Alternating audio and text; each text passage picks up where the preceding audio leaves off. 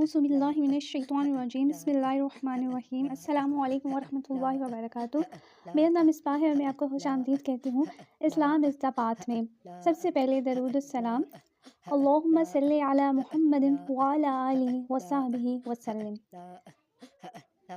آج ہم پارہ نمبر 13 کے بارے میں جانیں گے کہ اس کے اہم پوائنٹس کون کون سے ہیں۔ تو پارہ نمبر 13 کے اہم پوائنٹس یہ ہیں: حضرت یوسف علیہ السلام نے نبی ہوتے ہوئے نفس کی برات نہیں کی۔ نفس کو کام تو بہکانا ہے، اس لیے سب سے بڑا جہاد نفس کو قابو رکھنا ہے۔ اللہ تعالیٰ کی خاطر نفس کا مقابلہ کرنے والے افضل مجاہدین ہیں۔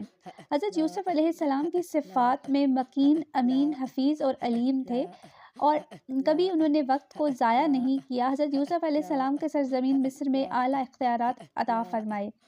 اللہ تعالیٰ کی بہترین حفاظت ہے، سب معاملات اللہ تعالیٰ کے حوالے کر دینے میں اطمینان ہے۔ تدبر اختیار کرنا ضروری ہے مگر بھروسہ اللہ تعالیٰ پر ہی ہوگا۔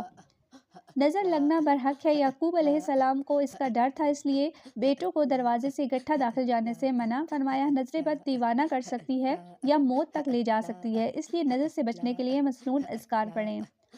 ہر علم والے کے ایک علم والا ہے، کامل علم صرف اللہ تعالیٰ کا ہے۔ صبر ضبط، 2 بیٹے کھو دینے کے بعد بھی یعقوب علیہ السلام نے صبر ہی کیا۔ سب غم اور دکھ اللہ کو سنانے کے وہی حل کرنے والا ہے۔ یقین رکھنا ہے کہ حالات کی تبدیلی قریب ہی ہے اور مایوس نہیں ہونا۔ تقویٰ اور صبر 2 خوبیاں جس میں ہوں، دنیا اور آخرت کی بھلائیاں اس میں جمع ہو جاتی ہے۔ غلطی کا اعتراف، حقیقت کھولتے ہی برادران یوسف علیہ السلام نے غلطی کا اعتراف کر لیا۔ اعتراف میں ہی معافی کا ملنا ہے۔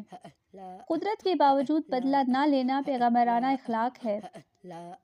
40 سال بعد خواب کی تعبیر سامنے آئی جب والدین اور بھائیوں نے انہیں سجدہ کیا۔ تمنا اور دعا سب مل گیا تو کوئی تکبر نہیں۔ تمنا اور دعا لبوں پر آئی، اسلام پر خاتمہ اور نیک لوگوں کی دوستی نصیب ہوئی۔ عالی شان رب، تعریف کا بہترین کلمہ جس میں اللہ تعالیٰ کی بزرگی اور بلند ہونے کا ذکر ہے۔ اللہ تعالیٰ کے سوا کسی اور کو پکارنا بیکار ہے کیونکہ وہ کوئی مراد پورے نہیں کر سکتا۔ کائنات کی ہر چیز اللہ تعالیٰ کو سجدہ کرتی ہے، یہاں تک کہ ان کے سائے بھی، تو انسان کیوں نہیں کرتا؟ نفع بخش بنے اور اسی کو قرار کرے، خیر دے کر ہی خیر پا سکتے ہیں، بے فائدہ جھاگ کی طرح پھینک دیے جاتے ہیں۔ صلہ رحمی لازم ہے کیونکہ اللہ تعالیٰ نے اس کا حکم دیا ہے۔ عمر میں برکت، رزق میں اضافہ اور گھر والوں کی محبت حاصل ہوتی ہے۔ قطع رحمی کرنے والوں پر اللہ تعالیٰ کی لعنت اور آخرت میں برا گھر ہے، اس سے بچنا ہے۔ صبر کرنے والوں کے لیے باغات عدن ہیں۔ دلوں کی غذا اور اطمینان کا ذریعہ ذکر الہی ہے۔ قرآن مجید اندھیروں سے نکال کر روشنی کی طرف اور رب کے راستے پر لے جانے والی کتاب ہے۔ نعمت ملنے پر ہی نہیں شکر کریں بلکہ مصیبت آنے پر بھی شکر کرنا ہے۔ عمدہ درخت کی طرح ہے پاکیزہ کلمات جس میں خیر ہی ملتی ہے، جیسے کھجور کا درخت۔ لا الہ الا اللہ سب سے پاک کلمہ ہے۔ برا کلمہ ہے سبات درخت کی طرح جس میں کوئی اہمیت نہیں۔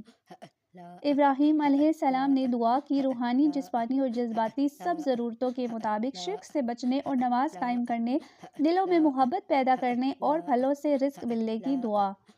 تمام اہل ایمان کی بخشش کی دعا۔ آئیں اللہ تعالیٰ کی رحمت سے مایوس ہونے کے بجائے صبر کے ساتھ اس کی رحمت کی دعا کرتے رہیں۔ امید ہے آپ کو یہ ویڈیو اچھی لگی ہوگی، تو دعاؤں میں یاد رکھیے گا اور اپنا اور اپنے گھر والوں کا خیال رکھیے گا۔